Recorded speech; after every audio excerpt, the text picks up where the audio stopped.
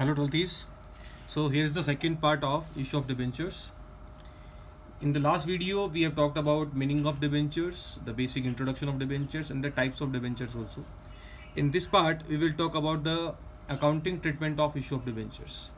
कि जब कोई कंपनी इशू करती है डिबेंचर्स को तो उसकी अकाउंटिंग उसकी बुक्स में किस तरीके से की जाएगी, उसका ये जो वीडियो है we will talk about that in this particular video.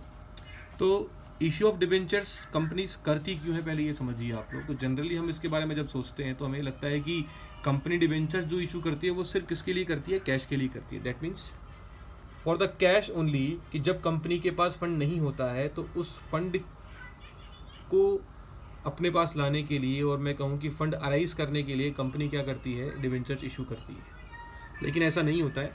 Company सिर्फ कैश के लिए डिबेंचर्स इशू नहीं करती है. कंपनी डिबेंचर्स जो इशू करती है वो फॉर कैश भी कर सकती है. कैश के अलावा जिसको अपन कहते हैं अदर देन कैश, उसके लिए भी डिबेंचर्स इशू हो सकते हैं. अभी अदर देन कैश क्या है ये समझिए. अदर देन कैश का मतलब ये है जब कंपनी कैश के अलावा किसी और कारण की वजह से डिबेंचर्स मार्केट में इशू करती है. अब ये और कारण क्या हो सकता है सर? और कारण कुछ भी हो सकता है. फॉर एग्जांपल कंपनी ने कोई बिल्डिंग खरीदी या कंपनी ने कोई और किसी दूसरे कंपनी का बिजनेस खरीदा और उसके बदले कैश में पेमेंट ना करके कंपनी ने क्या कर दिया, पेमेंट जो कर दिया वो डिबेंचर से कर दिया. आई मेरी बात समझ में? फिर बोल देता हूँ मैं. अदर देन कैश का मतलब ये है जब कोई भी कंपनी डिबेंचर्स इशू करती है कैश के अलावा. और कैश के अलावा का मतलब क्या है यहाँ पर?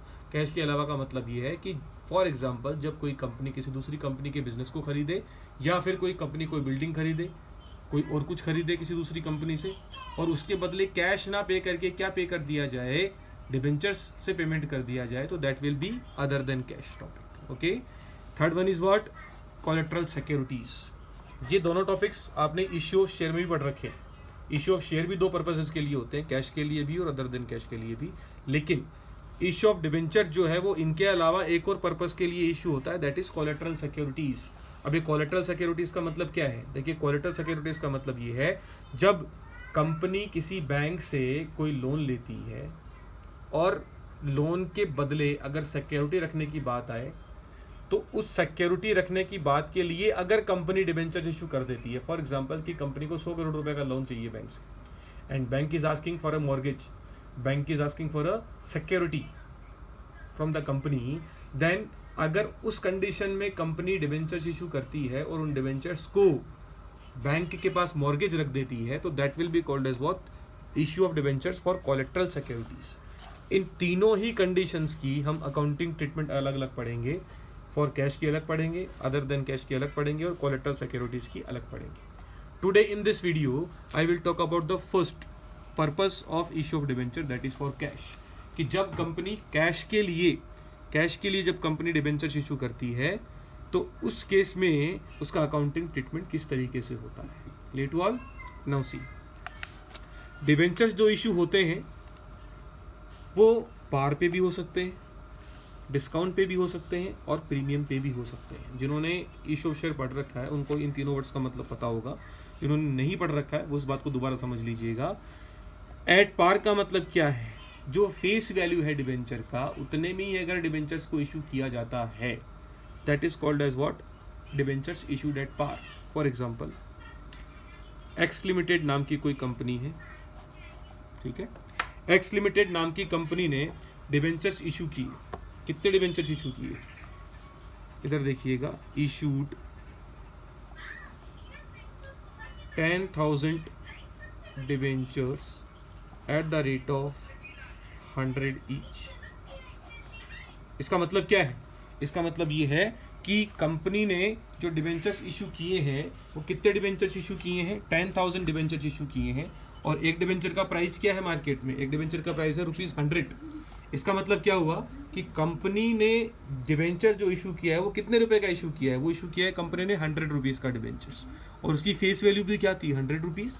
इसका मतलब ये जो इशू है ये किस पे है? ये पार पे है. समझ में आ गई मेरी बात? ठीक है. सिंपल सी कंसेप्ट है. अगर कोई चीज़ 100 रुपए की है और उसे अगर 100 रुपए में ही इशू किया जाए तो that will be called as what? Issue of debentures at par. Clear to all? Any doubt in that? Second one is what? At discount. At discount का मतलब क्या है कि अगर इन्हीं 100 रुपए के डिबेंचर्स को अगर इन्हीं 100 रुपए के डिबेंचर्स को कंपनी अगर 95 में इशू कर देती है, कि कंपनी की डिबेंचर्स की फेस वैल्यू क्या थी कंपनी के लिए 100 रुपीज़, और अगर कंपनी ने उन्हीं डिबेंचर्स को 100 के अलावा 100 के बजाय 95 में अगर इशू कर दिया, तो that will be called eight debentures issued at discount. And the third one is what, if the company issues these debentures जो 100 रुपए का एक डिबेंचर है, उसे अगर कंपनी कितने रुपए में इशू कर देती है, 105 में इशू कर देती है, तो that will be called as what, issue of debentures at premium. Clear to all? फिर समझ लीजिएगा इस बात को. एट पार का मतलब जितने रुपए की चीज़ है अगर उसको उतने में इशू किया गया, that will be called as what, at par. At discount का मतलब अगर कोई चीज़ 100 रुपए की है, दैट मीन्स अगर डिबेंचर्स का फेस वैल्यू 100 रुपए का है और उसे अगर फेस वैल्यू से कम पे इशू किया जाए, that will be called as what, at discount. और अगर डिबेंचर्स को फेस वैल्यू से ज़्यादा पे इशू किया जाए, मतलब है 100 रुपए का डिबेंचर, लेकिन अगर कंपनी ने उसको 105 में इशू किया है, 100 रुपए से ऊपर इशू किया, that will be called as what, at premium. तो जो ऊपर का अमाउंट होगा उसे हम क्या बोलेंगे, प्रीमियम बोलेंगे. Clear to all? समझ आ गई सबको बात? Now what will be the accounting treatment in this case. ये कंपनी अगर ऐसा करती है तो उस केस में अकाउंटिंग ट्रीटमेंट किस तरीके से होगा, we will look after this with the help of an example. देखिएगा सबके सब, समझिएगा इस बात को. I am telling you this with the help of an example. See everyone, I am taking an example in front of you. X Limited issued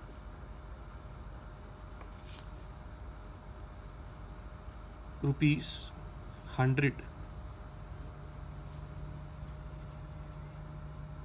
10,000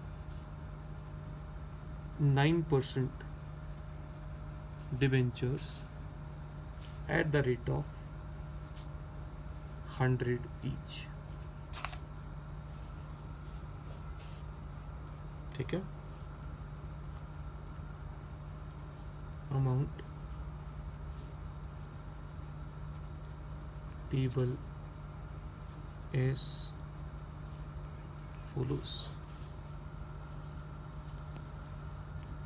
On application,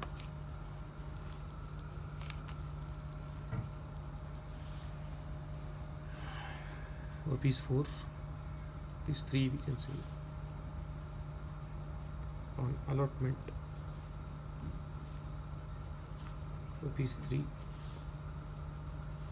On first call, rupees 2. On second call, rupees 2. ठीक है. What is the question? Let me read this again for you. X Limited issued rupees 100. उसका मतलब face value क्या था debenture का, 100, और कितने debenture issue किए हैं, 10,000. 9%. What is this 9% means? 9% का मतलब ये क्या है, this is coupon rate.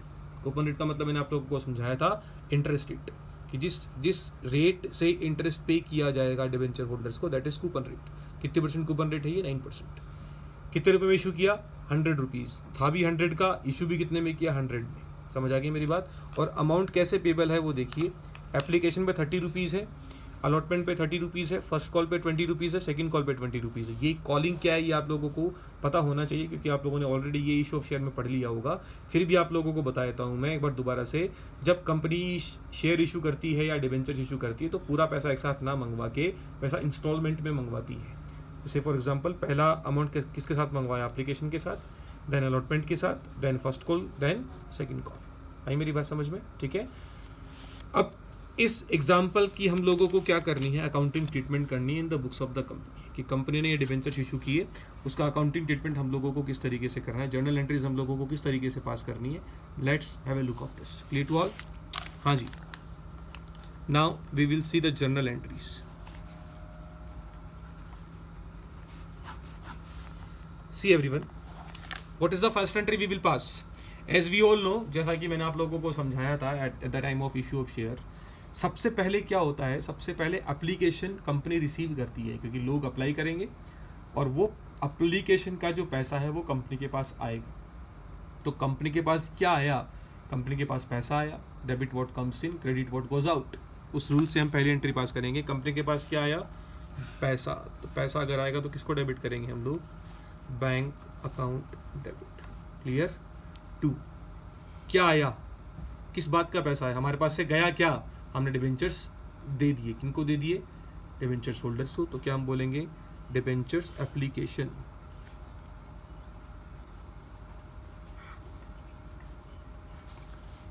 %9 debentures application. What will be the amount, 30 rupees receive हुआ आप लोगों को एप्लीकेशन पे, कितने डिबेंचर्स थे, 10,000, तो 10,000 into 30, amount will be ₹3 lakhs।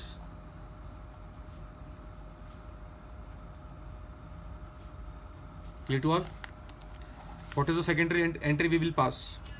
हाँ जी, ये जो पैसा है एप्लीकेशन का, as we have already studied in issue of share, ये पैसा अल्टीमेटली जाएगा कहाँ, बोरिंग्स में जाएगा, लोन में जाएगा। तो आप इसे एप्लीकेशन ना दिखा के इस पैसे को कहाँ ट्रांसफर करेंगे, डिबेंचर्स में ट्रांसफर करेंगे। तो ट्रांसफर करने की एंट्री मैंने आप लोगों को समझाई हुई है, जिन लोगों को नहीं पता है उसका रूल मैं आप लोगों को समझा देता हूँ। जब किसी अकाउंट को किसी दूसरे अकाउंट में ट्रांसफर करना होता है, तो जिसको ट्रांसफर करना है उसके बैलेंस को खत्म कीजिए, मतलब ये ऑलरेडी क्रेडिट है तो उसको डेबिट कीजिए। एंट्री क्या पास करेंगे आप लोग, 9% debenture application account debit to, पैसा कहाँ जाएगा, ये 9% डिबेंचर्स। डू रिमेंबर, डिबेंचर्स की आगे भूल के भी कभी कैपिटल नहीं लगाना है आप लोगों को, बिकॉज डिबेंचर्स कैपिटल का पार्ट नहीं होता है। Debentures is a part of long term borrowing, that is loan for the company. Amount will be same, ₹3 lakhs। 3 lakh receive हुआ था हम लोगों को, 3 लाख हमें ट्रांसफर करना है, हमने ट्रांसफर कर दिया। Third one, now what will the company do, company will allot the debentures to the debenture holders. और जब पैसा डिबेंचर्स अलॉट करेगी तो पहले अलॉटमेंट का पैसा मंगवाएगी, मतलब पहले अलॉटमेंट ड्यू होगा। और अलॉटमेंट ड्यू होने की एंट्री क्या पास करते हैं हम लोग, वही एंट्री जो इशू शेयर में करते थे, 9% debentures allotment account debit to.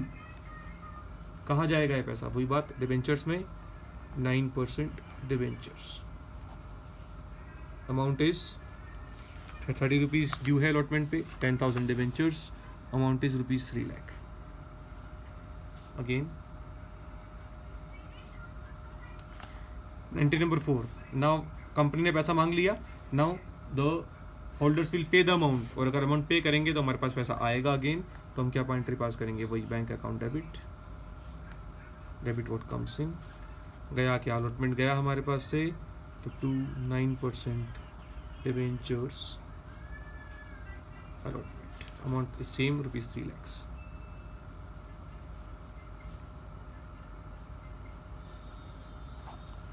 Entry number 5, now what will happen, company will make a first call। first call का मतलब अलॉटमेंट के बाद पैसा मांगेगी कंपनी, जब पहली बार पैसा मांगेगी कंपनी तो that is called as what, first call. और फर्स्ट कॉल जब करेगी कितने रुपए की करेगी, ₹20 की। वही बात, पहले पैसा मांगना पड़ेगा, मतलब फर्स्ट कॉल को ड्यू करना पड़ेगा। तो ड्यू करने की एंट्री वही पास होगी जो अलॉटमेंट के केस में हुई थी, उसको अलॉटमेंट ना बोल के हम लोग क्या बोलेंगे, फर्स्ट कॉल बोलेंगे। तो what will the entry, 9% debentures first call debit to 9% debentures. Amount is 20 rupees due है, वही 10,000 डिबेंचर्स हैं, अमाउंट इज ₹2 lakhs। 6th, अब क्या होगा, लोग पैसा पे करेंगे तो कंपनी के पास पैसा आएगा, किस चीज़ का पैसा आएगा, फर्स्ट कॉल का। एंट्री क्या पास करेंगे हम लोग, पैसा आएगा तो bank account debit, debit what comes in, credit what goes out. हमारे पास से क्या गया, फर्स्ट कॉल गया तो 9% debentures first call, amount is same, 2 lakhs। And the same entry will be passed in case of second call. Second call भी कितने रुपए का है आप लोगों का, 20 रुपीज़ का। जैसे फर्स्ट कॉल मांगा कंपनी ने, वैसे कंपनी क्या मांगेगी, सेकंड कॉल मांगेगी। एंट्री विल बी सेम, बस फर्स्ट कॉल की जगह सिर्फ आप लोगों को क्या लिखना है, सेकंड कॉल लिखना है। तो ये एंट्री का लग जाएगा 9% debenture, second call account debit to 9% debentures, then we will receive the amount, bank account debit to 9% debentures, second call amount is same, 20 into 10,000, that means ₹2 lakhs। Clear to all? So this is what all about when the company issue debentures for cash at par। for cash at par, at par का मतलब 100 रुपए का debenture था और issue भी कितने में किया, 100 रुपीज में। Clear to all? So this is it for today. Tomorrow we will talk about the other two parts, that is at discount and at premium. In the next video we will talk about this. If you have any doubt, you can call me anytime. आप कभी भी मुझसे कुछ पूछ सकते हैं. Stay home, stay safe. Thank you so much.